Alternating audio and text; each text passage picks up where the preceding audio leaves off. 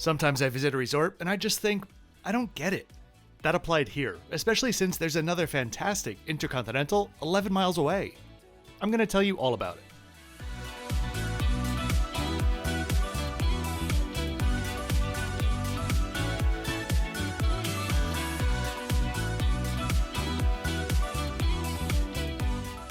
If you're new here, hi there, I'm Kevin, the Flip Flop Traveler. If I want you to know one thing, it's that the opinions in my videos are honest and my own. If you'd like to know more about what, how, and why I do what I do, scan the QR code to read more. Have a look around the channel, there are hundreds of flights and hotel reviews to watch. This full resort review begins now. Have you ever heard the saying, if a luxury resort operates under 3 different brands within 10 years, you should probably stay away? No? Me either, I might have just made that up, but I do think it's true in this case. You see, this Intercontinental has only been branded as such since 2022. Before that, it was a Fairmont for 7 years, and the 18 months prior to that, it was actually a Regent, which it originally opened as. In my experience, changing brands in this fashion is often a way for a hotel owner to get around certain standards. I'm not saying that's entirely true here, but pieces of that, combined with a resort layout that just wastes every single inch of available space, really makes for a head-scratching experience. If you're considering visiting this resort, I would highly recommend checking out the Intercontinental Jimbaran video that I've previously made, linked above and in the description. That resort is truly one of the best family resorts on the island, with some of the most beautiful grounds that I've ever seen. So, unfortunately, that's what this resort is being compared to. I also have reviews of the Indigo Seminyak and Six Senses Uluwatu for all of you IHGers out there. Okay, anyway, here we are. The lobby and reception area is large and open with many touches that do give it an inviting and upscale feel. Shielded from the check-in area is a lobby bar open in the afternoons and evenings, which spills out onto the open terrace behind it.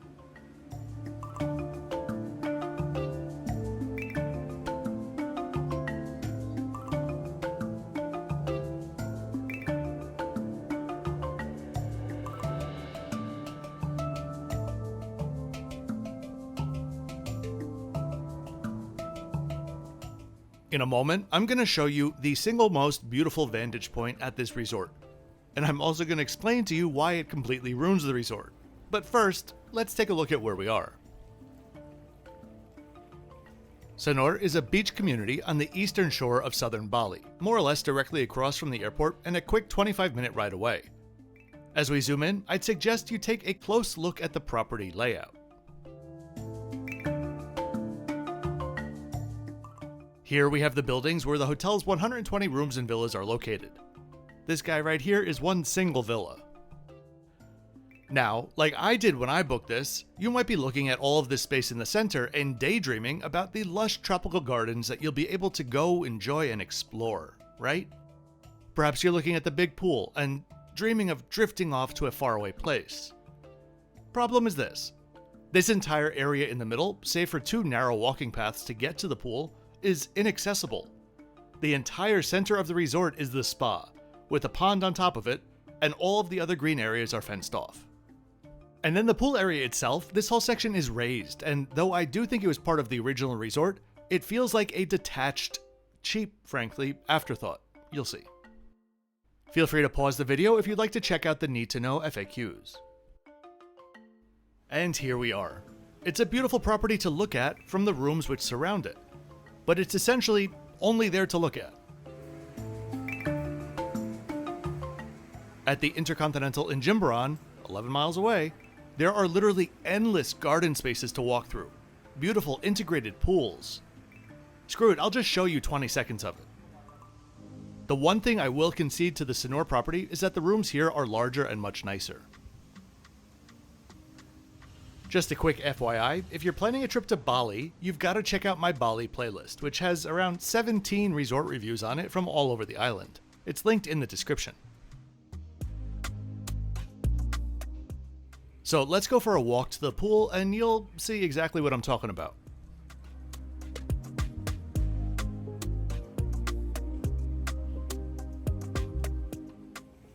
The grounds, in theory, are beautiful, but again, not there to actually be used. Just imagine for a moment how different this resort would be if there was a big, beautiful, palm-shaded pool right in the middle. You can see nearly every space that you can access is via a designated and raised and fenced-off walkway.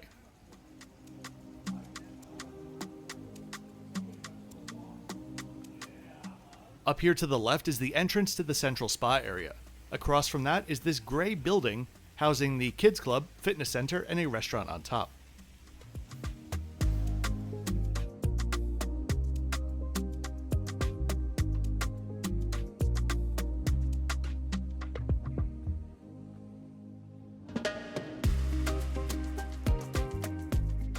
Going up to the pool, on either side you'll find a small pool area midway up.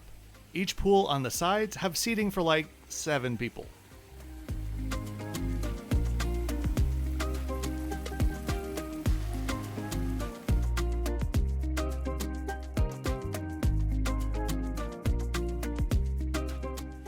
Up top we have the primary pool. Through the magic of elementary school math, we can see up here that there are 16 sets of loungers. And let's keep in mind, there are 120 rooms. I always film scenes like this early in the morning. I always try my best to avoid other guests, as I'm sure they don't want to be in my video as much as I don't want them in my video. So don't take the empty chairs as an indication of occupancy in my videos. That said, this place was definitely not that crowded when I was there. And the other resorts on the island that I visited the same month were. The fake grass roof on the beachside restaurant and the giant flower statue are just giving dated, sterile vibes that just don't go with what is a lush-looking space just behind it. On each side, there are also these submerged seating areas as well.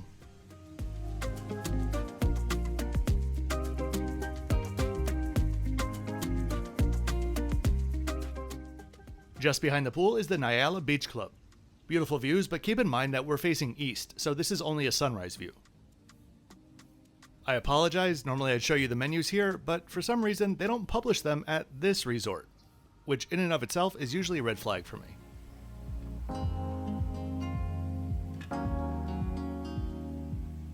I usually try to be as generous as I can related to naturally occurring things that might make a beach not the most appealing.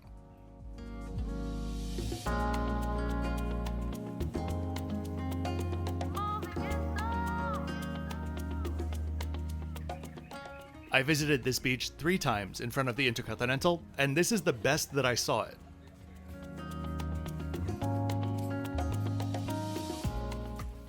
This is close to high tide, not quite there.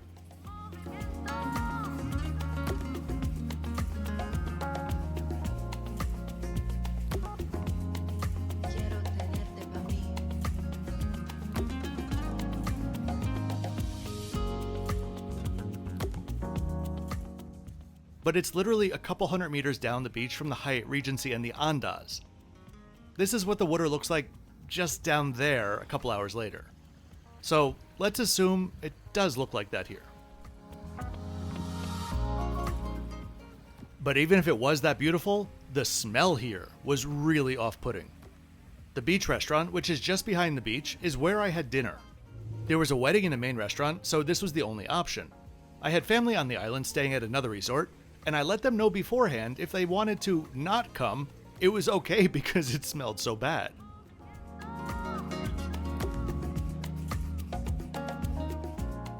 Let's go head up to my room, which was in the end one of 2 highlights for the stay.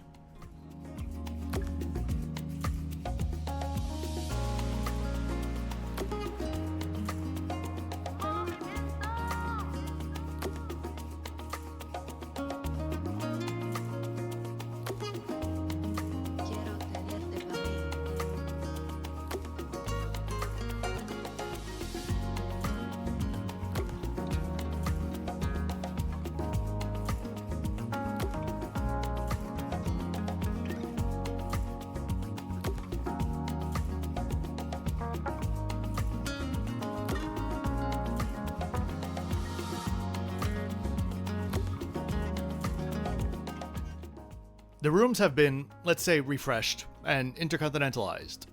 Here's a photo of the original Regent Sanur room so you can get an idea. As we look around, I'll put up the extra bits.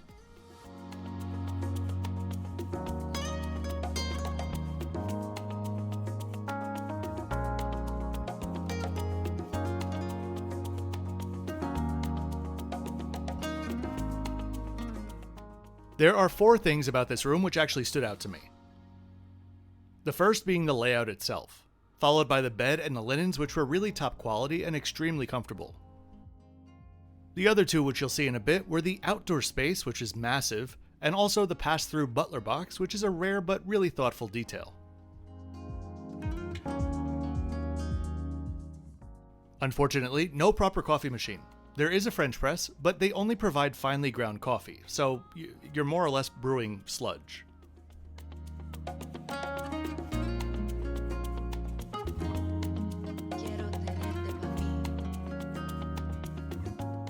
It was on autoplay.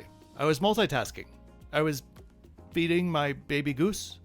These are all real reasons, sorta, why I often forget to click the like button on videos that I actually did like watching. So anytime a creator says, hey, click the like button now, I do it in that moment, because otherwise I'm gonna forget.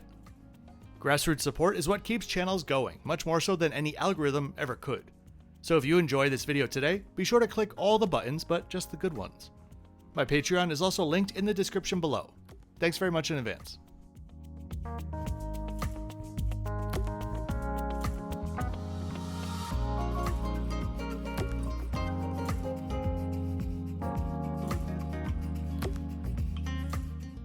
The bathroom and closet areas are also really nicely laid out. There's loads of closet space available, as well as a nice place in the middle of them to be able to open and arrange your bags.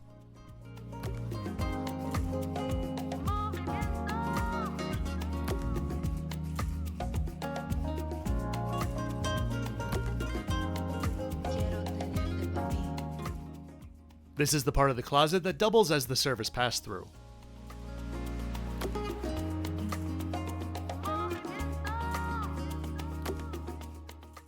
Onto the bathroom, which was modern and fresh and quite large. I think it was a really clever refresh. You can tell that they were working with some original features, the floor tile for example, but they did make it work pretty well.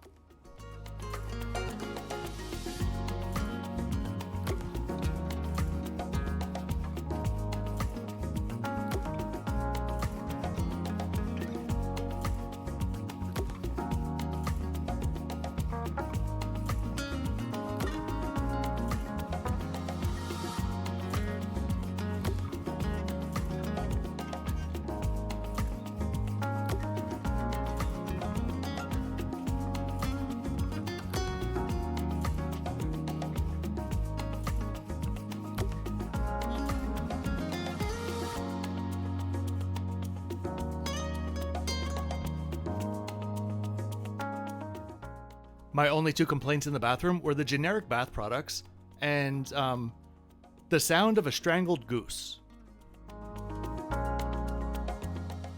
Oh, you want me to explain that? Okay, here we go. Don't say I didn't warn you.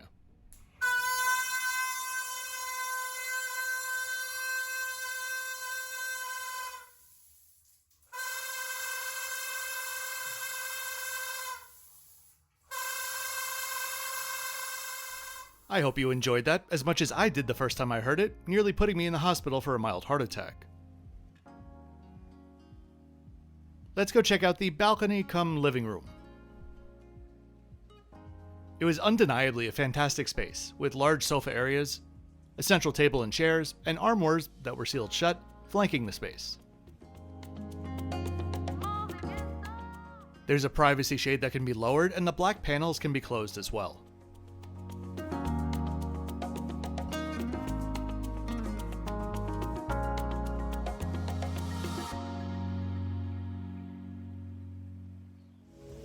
Okay, let's head to dinner at Pier 8.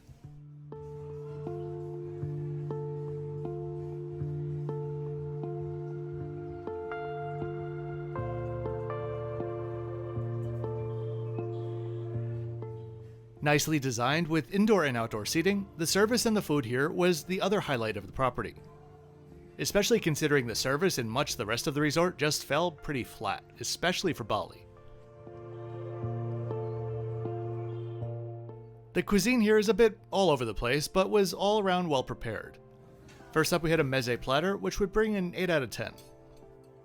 For mains, we had a zucchini and speck pizza, 9.5 out of 10.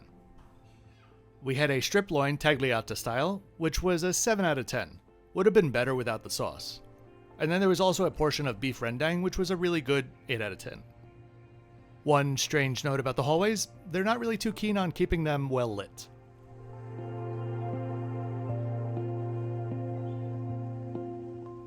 The next morning, I'm going to show you the beach again, specifically to mention that this is truly low tide.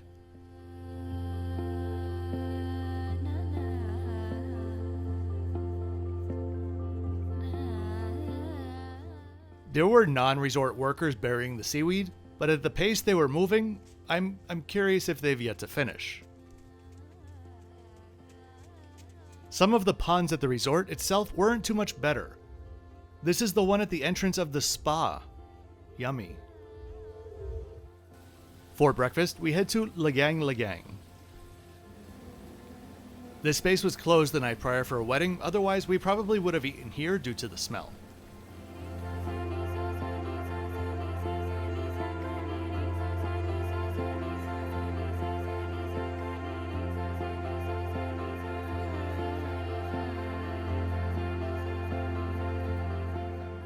The buffet, it's one of those, let's spread everything out so that it looks like a lot more than it actually is, buffets.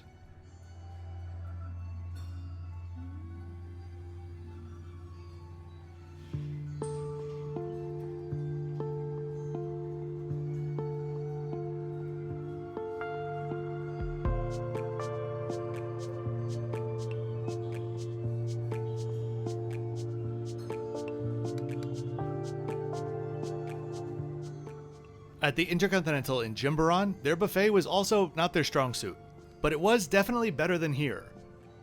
And they also had the best French toast that I ever had, so more points for them.